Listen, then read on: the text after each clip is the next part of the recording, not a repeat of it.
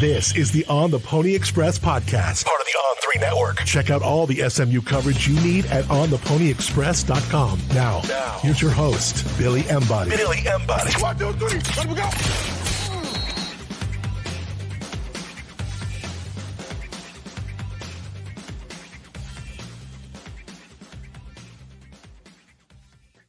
Welcome in, ladies and gentlemen, to another edition of the On the Pony Express podcast. I am Billy Embody. Thanks for joining us, as always. This is a huge week for SMU. It is that time where SMU is going to send these seniors out and hope to finish the regular season in style with a win over Cal. We'll talk about that game and preview it with Hayden Howerton, and a special guest joins us as well. But I do want to remind you guys to subscribe to ontheponyexpress.com. It's $1 for your first week and then 50% off your first year. That deal is ending soon. Thought it was going to go a while, but people are jumping on board like crazy. And you know what? Some people who have been with us and jump on early, they get rewarded. So that is going to go away soon. So jump on board ASAP in time for the ACC championship. A lot of big things that we have in the works around that. And then, of course, I want to remind you guys, we are presented by our friends at StatusJet. StatusJet.com. Head over there and check out their fleet of aircraft that you should be flying on to Charlotte. This is where David Henry and his team, they make it happen. They're proud sponsors of SMU. They've quoted me a flight from Dallas in and around the Dallas area and Texas in general in that 35 to 40K range for 8 people. Well, guess what? Flights are outrageous. Hotels are outrageous as well. So go in and go back home and be back in your own bed in the wee hours of the morning, of course, and do it with our friends at StatusJet. They can get you in there Saturday morning in time to make what we're planning for that day, which is going to be a really fun, exciting, hopefully live podcast. So come over in style with our friends at StatusJet and mention On the Pony Express and that code PonyUpACC for a discount on that round trip flight. You know, this is that time where go all out. This is the type of moment that if you're an SMU fan, if you want to be there in Moody as well for the UVA game, they can get you out right after that and have you in Charlotte on the ground in time, arrange transportation, all those things.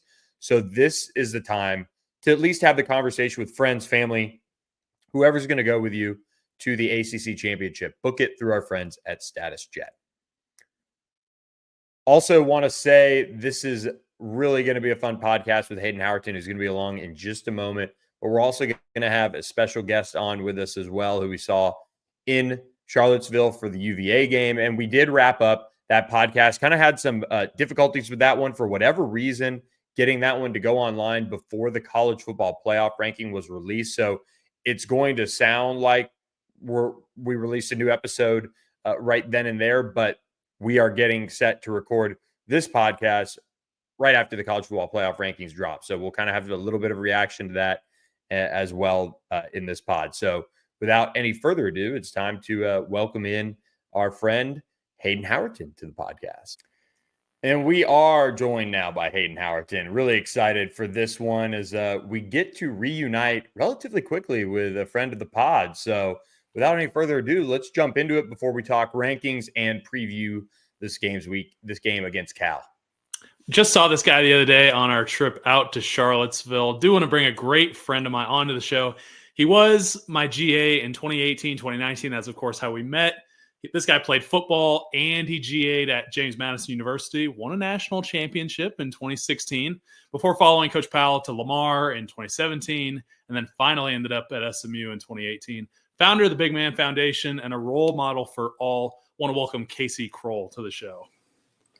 Appreciate that introduction, Hayden. That means a lot. Like Hayden said, my name's Casey Kroll. I'm the founder and the CEO of a nonprofit named the Big Man Foundation. Has very deep ties to SMU. And I'll start by just giving a little background. Like Hayden said, I played football at James Madison University. I'm originally from Virginia. I've been thinking about this all day, if I should bring this up on the SMU football podcast. But my senior year at JMU, when we were a lowly FCS school at the time, but was 2015, and our out of conference that year happened to be SMU. And I'm not going to talk about the outcome because it doesn't matter now, but it feels like that was the real like turning point for SMU football. I remember the trip. It was a great trip. Very impressed by SMU. I remember we raved about it the rest of the season, and something just felt special about it. And then, like Hayden said, a few years later, I ended up following my coach, who was my offensive line coach, Coach Jamal Powell, who was my coach at JMU. I followed him into coaching, coached with him for a few years, and then he ended up at SMU, which was a dream job for him. He's originally from outside of Houston, and his goal, he always talked about it when we were at JMU, was to get back to Texas and be a Division I offensive line coach. And so he was thrilled when he got the opportunity to come to SMU. Brought me with him as his graduate assistant, his little sidekick Padawan, where I got to work with guys like Hayden every day.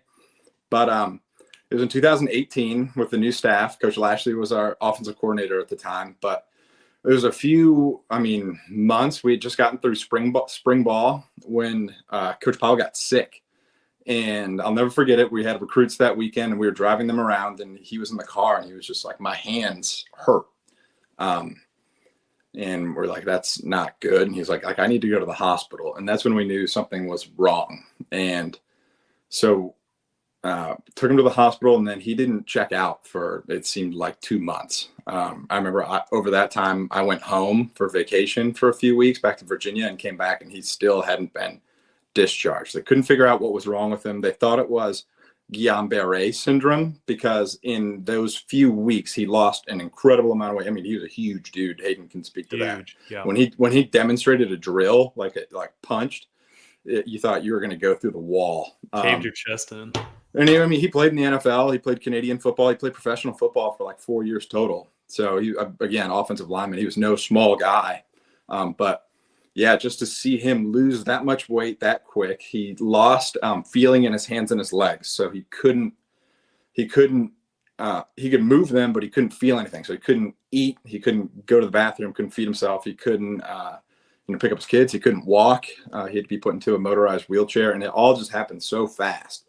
And I just remember the shock of it. So this is someone that I spent almost every day with, someone that had become pretty much my big brother to me, big brother I never had, and someone I looked up to in so many different ways. And to just see that him going from the highest of highs, getting hired at SMU, a storied program, after working and striving for so long, as most coaches do. And then to see that happen to him so quickly after the lowest of lows, it was heartbreaking. And it ended up being cancer. And the way that the cancer was attacking him was very rare and very aggressive. And he fought it the best he could for a few years. It was a long, terrible battle. It's an awful disease. And he ended up succumbing to it in 2021. And he was 4 days shy of his 40th birthday. His wife, 3 kids, they all reside outside of Dallas still. And it was just heartbreaking to me. And while he was going through this, I coached at SMU. I went to grad school at SMU since I was a graduate assistant coach. And after I graduated from SMU, I moved back home and started the Big Man Foundation. I wanted to start a charity. It started as a GoFundMe. We wanted to help Coach Powell and his family. And then I had someone encourage me to start a charity so that we could not only help Coach Powell and his family, but help the next coaching family that this happens to. Coaches pour so much of themselves into our young people and developing young people. Honestly, I believe a pivotal role in our society, a very overlooked role model in our society. They don't get enough credit for the work that they do. And so, we started a charity to serve other coaches that are going through something catastrophic, like what Coach Powell and his family went through. So I graduated 2019, moved back, started it, and I used my SMU degree to go into philanthropy and start a nonprofit. So I always joke that makes me the poorest SMU alumni ever. But it's a title that I'm proud to have. I'm proud to be a philanthropist and help other people. And over the years, we started it in 2020. And it was just an idea pretty much. We had no proof of concept. I had to learn an entirely new skill set. I'd never worked in charity before, never done any of the functions of running a charity before. I was a political science major in undergrad. So I was in a whole new world. So it took me a little while to learn. And I had a lot of people pour into me and help me develop my skills to be able to run a nonprofit. And, over the years, it's just kind of snowballed, and we've had a few big breaks recently. We've got some corporate sponsors. We've gotten some national stories and headlines. And so it's been extremely encouraging. So that's kind of the genesis of the Big Man Foundation, my ties to SMU and SMU football. What did you guys want me to expand on is there anything that I left out before I move on to the next part? Whew, I mean, dude, you tell such a detailed story in just a short amount of time. I mean, what kind of help did you have? Because I think I remember we shared a professor, maybe someone that had taught a class about nonprofits. Do you remember that? Yeah. So I use a lot of my SMU degree every day. It's probably the most beneficial thing that happened to me and set me up for success. I'm not being paid to plug SMU or SMU graduate school, but it's just the truth. But when we first started it felt like I was kind of stepping out all on my own. Like I felt like I was the only person that believed in this mission. I thought that this was a need that no one else was addressing. And so I decided to start an organization to address it. And, once I kind of took that step forward and kind of brought this idea to the light, I had a bunch of other people kind of echo my belief in this need and bring their skill set and pour that into our organization and help develop me. So over time, over the last 4 years, we've kind of put together like our own, I always joke, like our own BMF Avengers almost. So I have a lot of people from SMU, from JMU, former professors, colleagues, whoever that volunteer and have helped me a ton when it comes to learning everything that goes with running a nonprofit. What's one thing you want people to know about Coach Powell? And for those who didn't know him, because I got to know him, too short of a time as covering the team. And he was one of those guys that right off the bat, when I'm looking for sources, he was not only a source, but a good just friend, always asking about, what you were doing outside of football and the team and things like that. But share some of that with, the people as far as your why and why, he was so impactful. Yeah, he was a special coach. And I had 4 offensive line coaches in 5 years when I was playing at JMU. And, going into my senior year when I was getting my 4th offensive line coach, I kind of felt like the jaded cop on the force, where I was like, all right, what's this guy gonna tell me? I got like 4 months before this is all over. And I want to be a lawyer, which you can obviously see how much of an impact Coach Powell had if it changed my entire career trajectory. So, Coach Powell was just like the ultimate player's coach. Like he loved just being in the room, being out of practice, asking us, teasing us about whatever's going on in our lives. He cared about us as people, asked about our personal lives. So it made us feel like human beings and not like just a means to an end, which some coaches can make you feel like. And so we played hard for him and we loved him. And obviously he influenced me enough to where I said, I want to forego this, whatever career I had planned for myself. And I said, I'll give this college football thing a try. And I got into it because my passion's been serving other people. And I always thought that football was a vessel for me to do that. So I've just kind of had to rechannel that into the Big Man Foundation and helping coaches and helping other people. But yeah, Coach Powell is just larger than life, man. I mean, physically, figuratively, he had his laugh would just, it measured on the Richter scale. You could hear it down the hallway in the SMU football offices. So he's just a great guy and someone I looked up to tremendously. His wife was equally as influential. I spent a lot of time with them. When I'm in between leases or I'm moving from Beaumont, Texas to Lamar or to Dallas and SMU, they let me live with them. And while he was sick in the hospital, his wife would be with him when he was recovering from procedure after procedure. And so I'd be at the house helping with the kids and getting them to school, helping them with homework. And it wasn't just me. There was a bunch of other people. The staff was awesome and everyone helped as much as they could. But yeah, he's just a great guy, down to earth, salt of the earth, loved football, loved his family, and he's just gone too soon. It started as a, try to help the next coach this happened to, things like that. But can you talk about some of the current projects or things that you've done in the past that you're super proud of?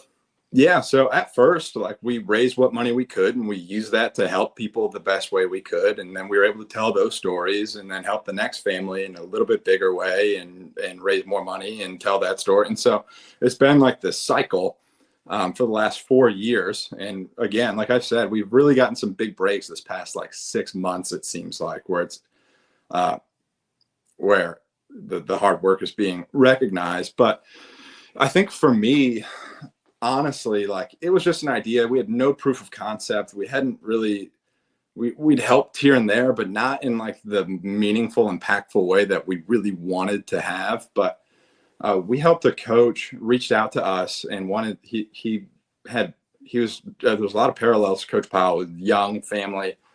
He had a brain tumor the size of a lemon. It wasn't covered.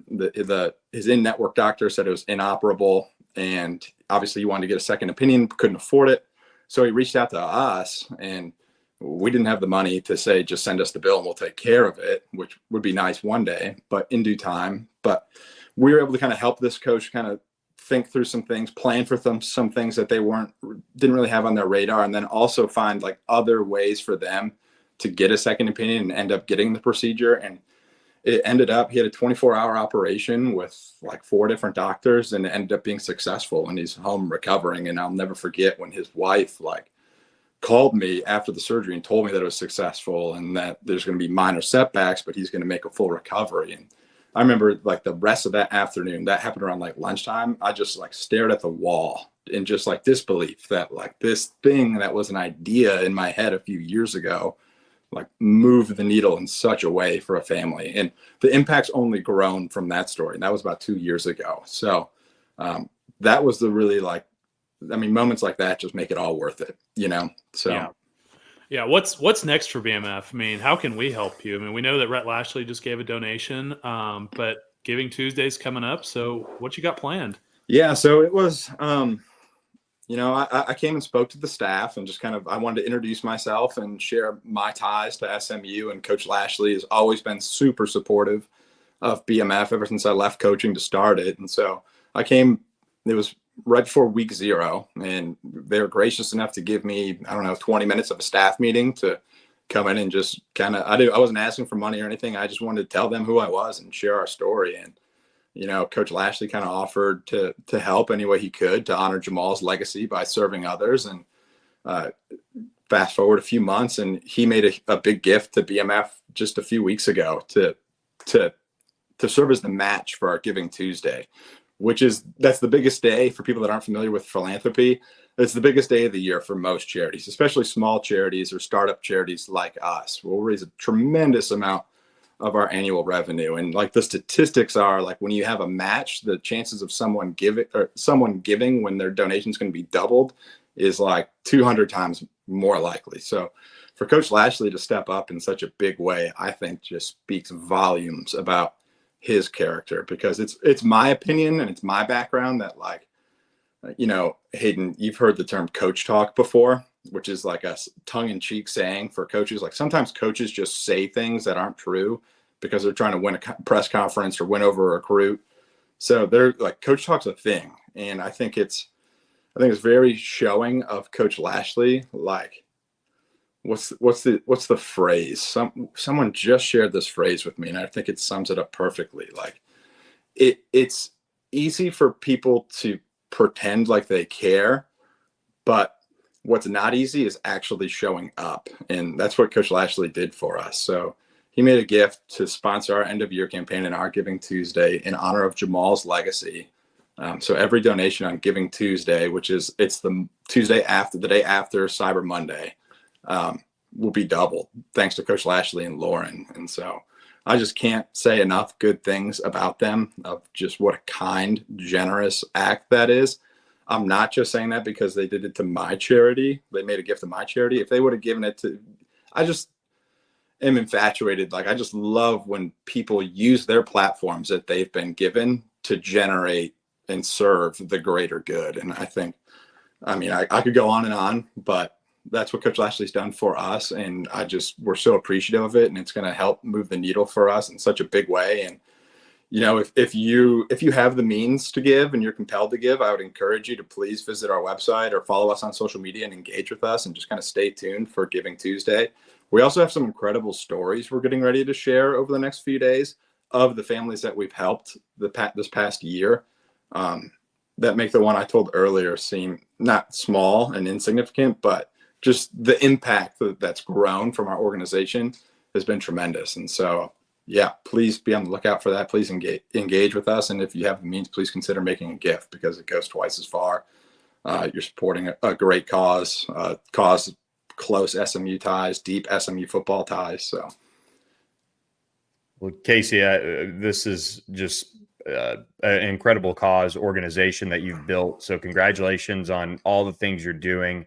You can go to thebigmanfoundation.org and support them. A big opportunity coming up for everyone to step up on Giving Tuesday, and all the things that you've done are just so important to a lot of people. And so, and to honor Jamal Powell in this way too, makes it even more special for those of us in particular that knew him and know the legacy that he left. And you're just building on that with the work you're doing. So congratulations on everything. And we really appreciate you coming on with us. I appreciate you guys. Thank you guys for having me. Pony up, and we'll talk soon. Thanks, Casey. All right. See you guys. See you, man. Wow. What a tough thing to transition out of, but something that's bringing so much good to so many people right now. So thank you, Hayden, for bringing that on in this time of giving. And when we have so much to be thankful for. There's a lot of people that, are going through some tough times right now that, you can't control.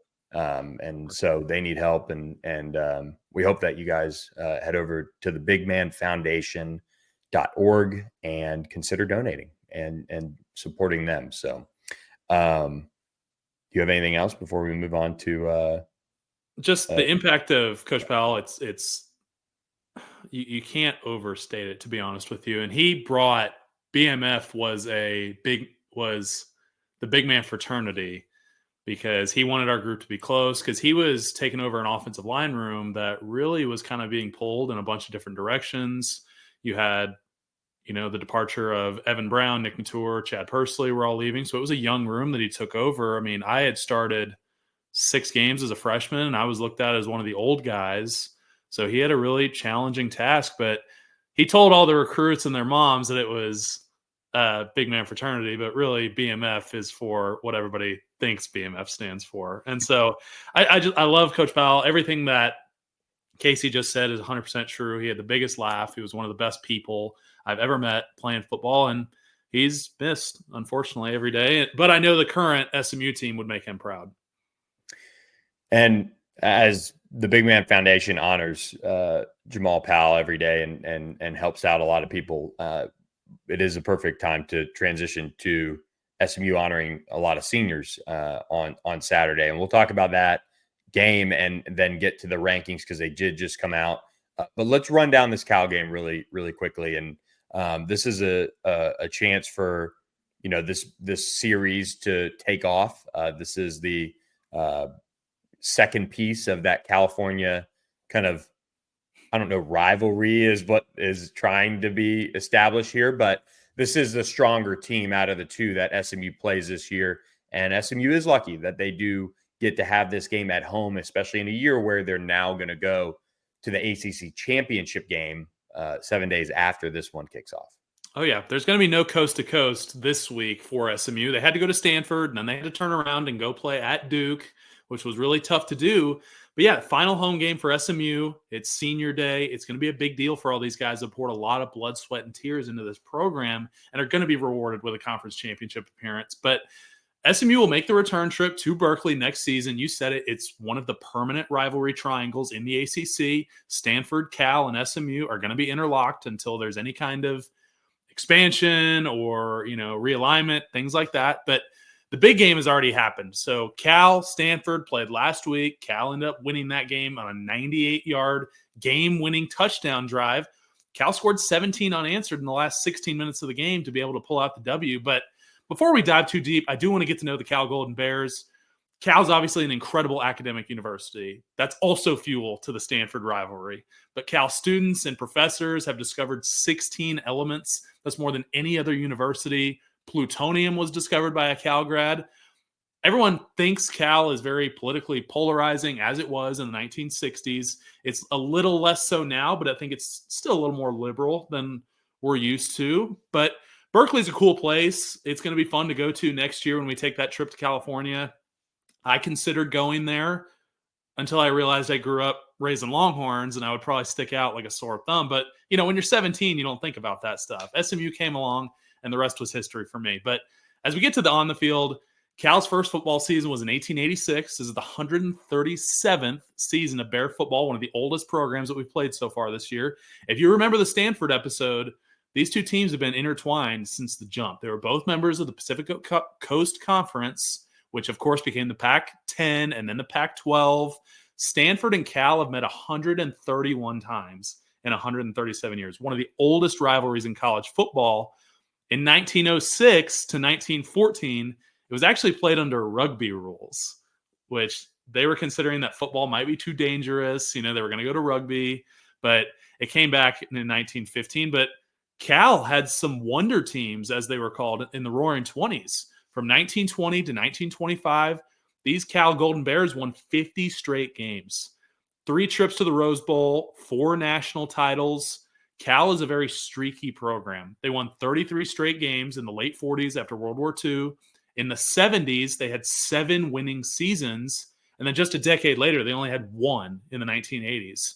But they've been a middle to kind of a lower pack of the Pac-12, since, with a few special seasons mixed in, but it's nothing that's had national title relevance, and they're trying to get back to that. But famous Cal alum, you have some pretty notable names, honestly. You have future Hall of Fame quarterback Aaron Rodgers, Hall of Fame tight end Tony Gonzalez, legendary running back, one of my favorite players, Marshawn Lynch, wide receiver Deshaun Jackson, Lions quarterback Jared Goff, and then off the field, you have co-founder of Apple, Steve Wozniak.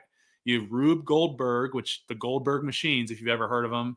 That's where it's overly complicated, where you have a marble going down a hallway to, pour a glass of milk or something like that. He went to Cal, which isn't surprising. The stadium, I'm going to save it till next year when we go to Cal. We take the trip out to Berkeley. I'll save it for next time. But the history versus SMU, there's only been one matchup all time between these two schools. September 21st, 1957, Mustangs go to Berkeley, defeat the Golden Bears 13-6.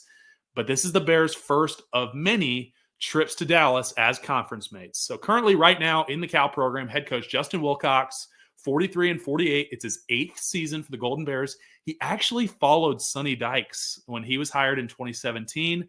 This guy has a defensive background. He was a defensive back, played for Oregon. He went to training camp for the Washington Redskins. He did not end up making the team, but he is a very defensive-minded coach. He was a defensive coordinator at Boise State during the greatest college football game of all time, in my opinion, which is the Fiesta Bowl versus Oklahoma. And then he's been the defense coordinator at USC, Wisconsin, and Washington before this. This is his first head coaching job. And then this is a 6-5 Cal team. They beat Auburn in Auburn, who just beat Texas A&M. They had a 1-point loss to Miami on a college game day game, a 2-point loss to Pitt, a 1-point loss to NC State in California. But they're the only Power 5 school to lose to Florida State, which is the absolutely massive asterisk of one of their 5 losses. But those 5 losses are only by a combined 17 points. So that's a little bit about Cal Bears. We'll dive deep into it in a second. But Billy, what you got, man? I agree with you. That Boise State game is right there. I would say that USC-Texas game is right up there with Vince Young. I'm sure there's others in the past, but those games are, that Boise State one was. I remember sneaking downstairs to the TV to watch that one because, it was just one of those games that you didn't want to miss, but it was so late for however old I was back then. And definitely got caught watching the end of that one, I feel like. So, look, this Cal team is the best 6-5 team in the country, Rhett Latchley said on Tuesday. And they're going to show SMU why. I mean, they're going to be a tough out. I do think they're kind of similar in the sense from team speed to like a combination of Virginia and Boston College, where they might not be as good as Boston College in a way at being physical and running the football and things like that, but they probably play better defense. I'm not sure what the stats say in particular on that, but it just seems like this is a game for me that SMU is going to be able to capitalize on with their speed. Just overall, I think that's something that one of the analytics companies that tweets out highlights just continuously has an SMU player on there each week because of how fast this team is overall. Yeah, I mean, this is going to be a dogfight, in my opinion. I think these teams match up very well. So, first, I'll start with SMU's offense. I mean, SMU's total offense, 22nd in the country, 5th in scoring, 33rd in passing, which just keeps going up as Kevin Jennings keeps putting together great showings. 37th rushing, 103rd in turnovers. We talk about it every week. The Duke 6 skews this number. And then sacks. We've only given up 12 on the season. We're 16th best in the country. Pair that with Cal's defense. I was very surprised when I was looking at all these stats, guys. I think Cal is very underrated from a statistical standpoint of a football team. 38th total defense, 29th scoring defense, only 20.73. I'm surprised, but it makes sense. You know, Cal has been in a lot of close games. Their defense has kept them in it.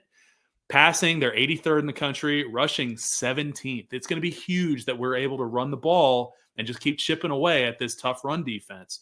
Turnovers, they're 8th in the country. They forced 22, and then they sack the quarterback a lot. 31 sacks, good for 19th in the country. But we talk about the key Bear defensive players. You have to start with Teddy Buchanan.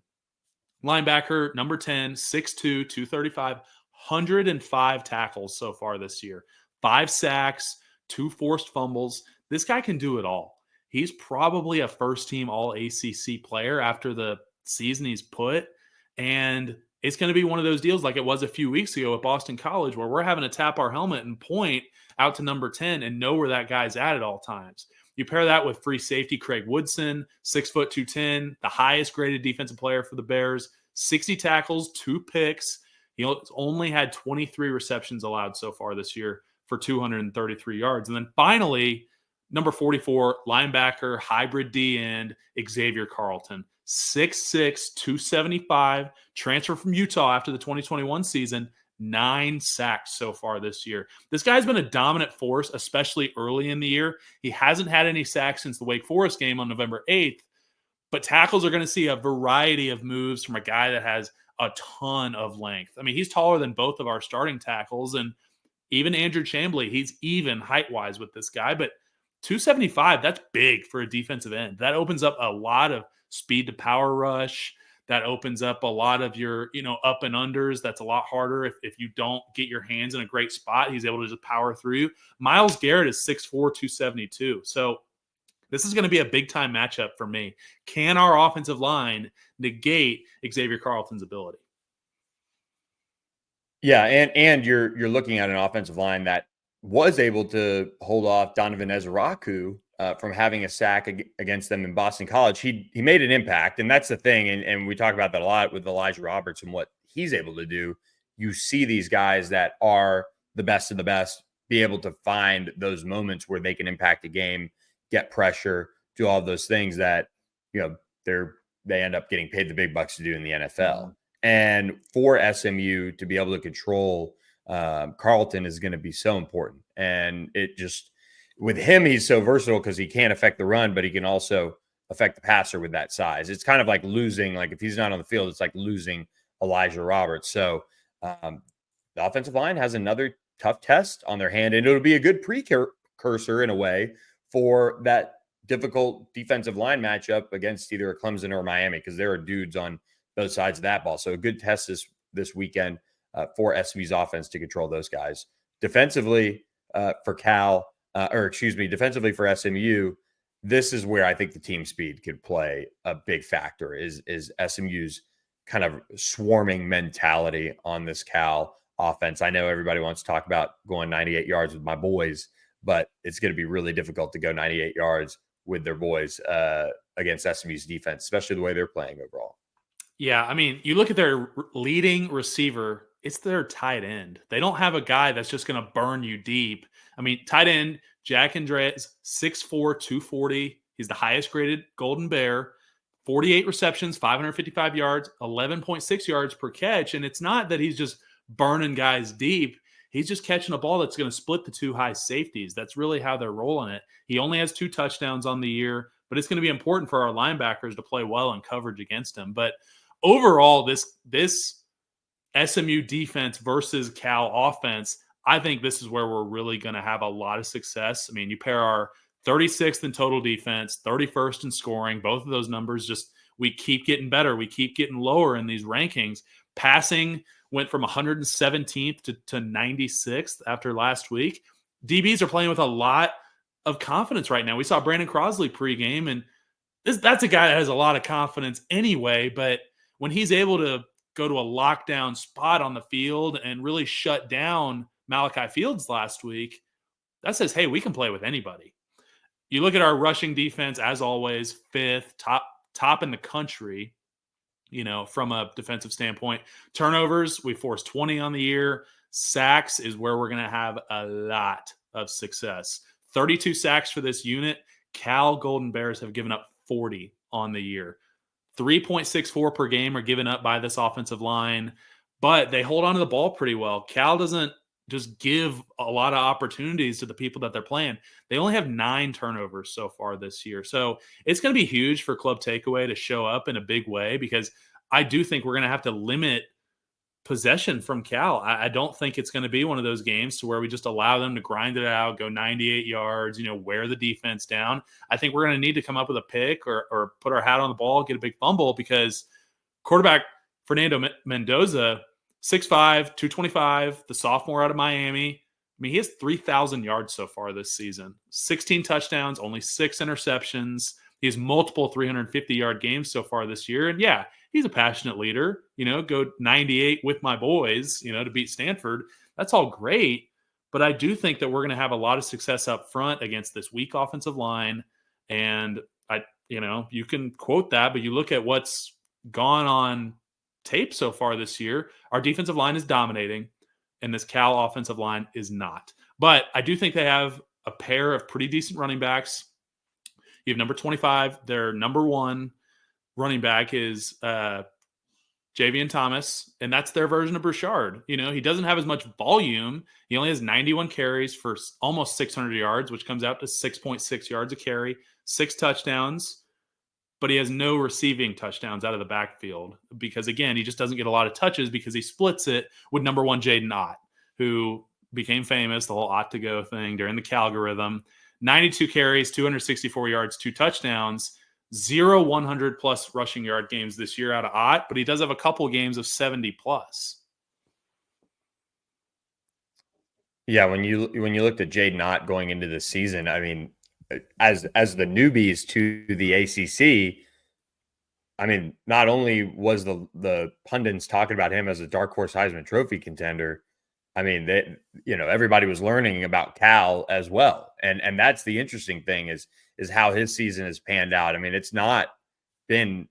I mean, you almost think in the offseason, not to really speculate and get into this, but like, does he go in the portal? I mean, because it wasn't anywhere.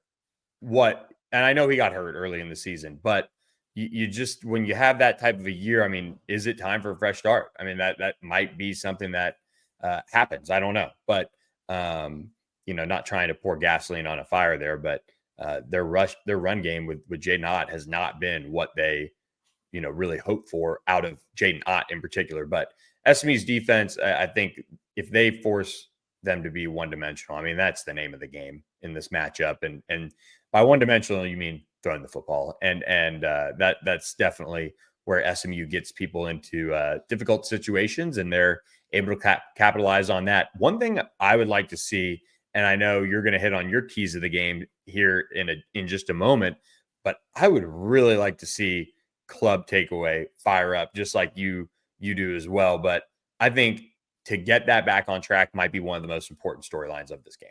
Yeah, that was my final key to the victory here is we got to force at least 1 turnover because Cal does such a great job taking care of the ball. They're building their identity off of that. And so turnovers are always a momentum swing, but when it's a mental game where it's like, oh my God, we just turned the ball over, that doesn't happen to us. That's a big deal for this defense. And so pair that with, I think we got to get the run game back on track. That's been something that has frankly struggled a little bit the last couple of weeks. We need to get back to form. Cal loves to play one-dimensional defense as they also try to stop the run and then pin their ears back to get after the quarterback. That is very similar to what we want to do. So it's going to be crucial for both teams on Saturday to stay balanced. We got to keep the Bears on their heels. We got to allow Kevin to stay clean by doing a great job of mixing up the run and the pass. Stay balanced, that 60-40 mixture at worst. I love LJ. I love Roger Daniels Jr., but Burchard needs to play. He needs to make the start because it's not the same when he's not out there. He's just so explosive. He's such a game changer. And yes, I want him to be healthy for Charlotte. If it's one or the other, obviously get him ready to win a championship. But as we've established, this is going to be a hard game. It's going to be a grinded out kind of game. So my third key to the game is force Mendoza to get rid of the ball quickly. 4+ sacks, I think, is extremely attainable by this defense. Cal's already given up 3.5+. I know we can beat that. But you look at Mendoza down the field. He's 18 for 45, 5 touchdowns on throws greater than 20 yards, 104.5 passer rating on those throws. This is a guy that if you give him some time, he will pick you apart. So we need to be able to keep everything in front of us and then tackle in space for minimal yard after catch. And then finally, limit Javian Thomas with that fast and physical front that we always bring every week. Scott Simons, he needs to follow his exact routine as last week, eat the same meals, listen to the same songs, because less than 3.5 yards per carry on a split running back room where Jaden Ott obviously isn't getting a lot of volume either, that would be a huge W. The lack of load means that he's going to be less effective if we hold him to that 3.5 yards a carry. Yeah, I completely agree with you. And that's something that outside of Boston College, really, you haven't seen other teams be able to do on SMU is run the football. And this is going to be the kind of that last final test. I know Miami can run it a little bit, but Cam Ward, that's their show. Phil Maffa at Clemson is a guy that has gotten a lot of burn and is really their only back that they run right now. But this is kind of that last statement for SMU's defense. And I mean, before we get to predict, or we'll talk about this more after predictions, and we'll fire those up right now. But the College Football Playoff Committee just moved SMU to number 9, which is a big, big deal. I think punching the ticket to the ACC championship game first, before Clemson, before Miami, said a lot. And then you have that lopsided win, 33-7, and you were as dominant as you were, 9 sacks, 12 tackles for loss, holding them to, I think under 200 yards of total offense. That's what the committee would love to see. And even if SMU's offense hits that around that 33 mark again, you're looking at a defense that is showing you why they're one of the best in the country. And in total defense, I think they're 36, 38, somewhere in there. But top 5 rush defense. They're among the leaders in turnovers gained. Obviously, the Duke game kind of skews SMU's turnover margin in a sense. But, this is a defense that has been making statement after statement all year. And while there's a bunch of games that are going to be happening on Saturday, you're still on ESPN2. You still have an opportunity to make one more statement. And I think this defense will do that. Yeah, this game was really hard for me to predict, to be honest with you. I think Cal still has a lot to play for. I think they're also the best 6-5 team in the country. So believe me when I say this is the biggest trap game in program history. This team is 4 points away from being a 9-win team. We match up very similarly across the board. We do a lot of the same things. Good run defense, explosive offense, great pass rush. Fernando Mendoza, he's looked good, but I love the way our DBs are playing right now. This is a group that we challenged at the very beginning of the year, said that these guys need to come up big once we hit ACC play, and they play with a huge chip on their shoulder. And so I don't think it matters what Mendoza has been able to do in the past, but I haven't picked against the Mustangs all year, and this is one that I really had to pause and just be like, this is scary the week before ACC championship. But I think SMU is mature enough to be able to go out and not only take care of business, but do it in a big way, because this is a big deal on Saturday to go get this win. The opportunity for 11 regular season wins for only the second time in program history. You're right around the corner of getting up there with the 81 team, the 1935 team, where it's this 2024 team is going to be remembered for a really long time. So Rhett finishes strong in November. I don't see Saturday being any different. And I think the Mustangs get off the plane in Charlotte at 11-1 with a really strong playoff chance, regardless of what happens in that championship game. And so I think this is going to be a close game all the way to the fourth quarter, but I do have the Mustangs holding on. I got SMU 34, Cal 24. Okay. All right. And at this stage in the game, just win. Doesn't really matter. But a convincing win would go a long way. And look, Rhett talked about it in his post-game press conference in Charlottesville, the plea for fans to come out and support this team like they have all year. The atmosphere in Ford Stadium is very, very important. And for me, I think they can get to 42 points. I think for the most part, this team has been able to execute at a high level offensively in Ford for whatever reason it may be. Maybe it's the turf; they're a little bit faster out there, or just the friendly confines of Dallas and not having to travel. But I think defensively is where I'd like to see the biggest jump. The last time that they were out there in that Boston College game, it was not the defense's best showing. It was Elijah Roberts being out. They had to play that game without him. And I think they want to finish strong here. Guys like Kobe Wilson, Ahmad Walker, Jonathan McGill, Isaiah Wakobe, it's not his last game, but Brandon Crosley. I mean, this is the way the college football playoff is teed up. This is it. There's no home game. There's not going to be a home game barring something crazy in the actual final ranking, because I think SMU, there's no doubt if they win the ACC, they're going to be a top 4 seed, which means you're into a bye and you're into a neutral site game. But let's talk about that and the rankings. But I've got SMU hitting the 42-point mark, and I like that 24-point margin or that 24-point pick that you have for Cal. I like that as well. So 42-24 SMU, not as dominant of a showing defensively as I'm asking for from this defense to close out its home slate, but it's not off the table either. I think this is a Cal team that is just so difficult to play because of how hard they play. And I think they try to carry that to Dallas, but I think just SMU is too much. They're too close to getting the final piece out of the way before nothing else matters. And it's one game and you win and you're getting something really cool. And that's where, it doesn't mean anything, but your mindset or looking ahead. But I just think that at home on senior day, I think SMU is going to take care of business pretty well. Yeah, I agree. I'm not looking ahead. I just think on senior day, if this game starts to look out of hand, I think they're going to pull the starters and try to get guys in there. I think they're going to make sure that Bouchard and Kevin are both going to be healthy for that ACC championship game. So could a all starting unit on offense for SMU go out and put up 40 points? Yeah, I have no doubt about that. But I just think on senior day, you're just worried about the game after this one, really, to where you're just going to try to take care of your guys. And as Al Davis says, just win, baby. I actually like that point that you made there as far as making sure guys are healthy because, yeah, they need it. Derek McFall probably going to play this week with a little bit bigger role. Adam Moore can play, take some snaps off of Junior and guys like that. So, all right, quick reaction here to the college football playoff rankings. SMU sitting at number 9.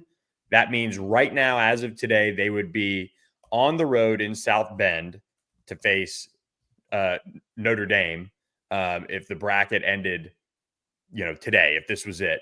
But good thing for SMU, it doesn't, which means they can obviously control their own destiny. But they are the 9th ranked team in the latest college football playoff. Oregon number 1, Ohio State number 2, Texas 3, Penn State 4, Notre Dame 5, Miami 6, Georgia 7, Tennessee 8, and then behind SMU, and this is key, Indiana at 10, Boise State 11, Clemson at 12, and then Alabama, Ole Miss, South Carolina.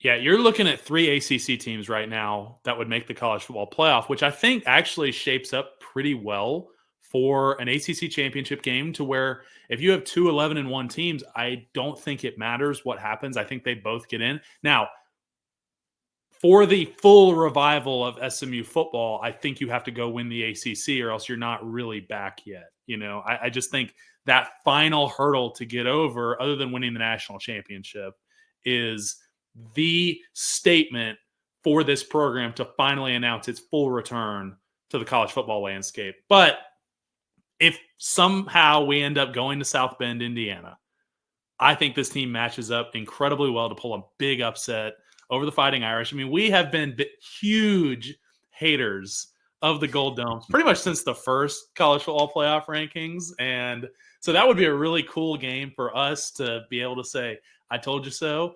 But we'll see. It's going to change dramatically in the next couple weeks. You have SEC rivalry week this weekend. You have the SEC championship, which pretty much whoever plays for that is getting in the playoff regardless.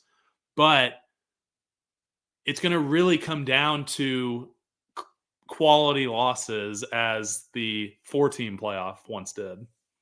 Yeah, no question about it. It's going to be fun to see. And look, nothing really matters for SMU as far as this ranking because they've got to take care of business against Cal. And if they don't, they'll really have to just win to get in. So this ranking for me is probably the one that means the least because of that in a way.